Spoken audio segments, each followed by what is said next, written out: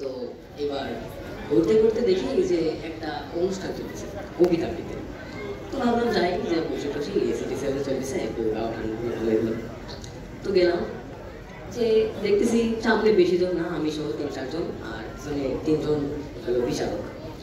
তো এবার সেখানে কবিতা আবৃত্তির প্রতিযোগিতা চলছে। কবিতার বিষয় হলো জসীমউদ্দিনের কবর কবিতা। তো এবার আমি গেলাম যে বসলাম। তো প্রথমে আসলো কবি যে সাধারণভাবে আবৃত্তি করে, সে আসলো। কবর জসীমউদ্দিন, এইখানে তোর দাদির কবর ডালিম গাছের তলে, 30 বছর ভিজায় রেখেছি 2 নয়নের জন্য। তো ঠিক আছে, তার আবৃত্তি এখানে শেষ হলো। তো এরপরে যে আসলো সে আবার এখানকার নেতা, আমাদের সেই গ্রামের নেতা। তো সেও আসছে কবিতা আবৃত্তি। তো অনেকটা সেইভাবে আসলো ভাবসাব নিয়ে, যদিও সামনে কেউ ছিল না। কবর জসীমউদ্দিন, এইখানে তোর দাদির কবর ডালিম গাছের তলে, 30 বছর ভিজায় রেখেছি 2 নয়নের জন্য। তার কবিতার মধ্যে দেখে আমি উল্টাই করে গেছি, বিচারক উল্টাই করে গেছি। তো যেহেতু সে গ্রামে গেছে তার ফুল 10 লাখ দিয়েছে। তো এরপরে যে আসছে কবিতা আবৃত্তি, তো সে একটু নোংরা পরিবেশে থাকে, গায়েটা চুল ওখানে আছে। তো সেও আসছে কবিতা আবৃত্তি করতে। তো আমি দেখতেছি সে আসছে এইভাবে। কবর জসীমউদ্দিন, এইখানে তোর দাদির কবর ডালিম গাছের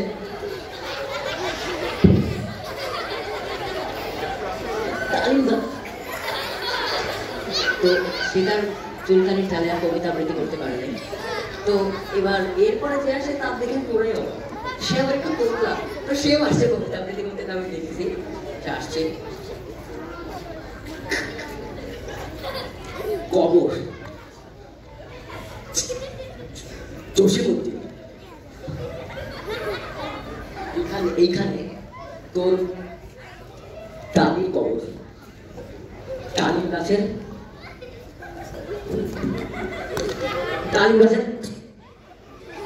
তো তার তলে গিয়ে আটকে যায়। তো এই কারণে সে আর কবিতা আবৃত্তি করতে পারে না। তো এবার এরপরে যে আসলো সে আবার অনেক খাই দায় করে, বড় পরিবারের ছিল। তো একদম পেট বা ঘরের মতো করে নিয়ে সেও আসছে কবিতা আবৃত্তি করতে। এবার সে আসছে কবর জসীমউদ্দিন, এইখানে তোর দাদির কবর ডালিম গাছ, এইখানে তোর দাদির এইখানে তোর দাদির কবর ডালিম গাছের তলে, 30 বছর ভিজায় রেখেছি 2 নয়নের জন্য। এবার সেও তার কবিতা আবৃত্তি শেষ করলো।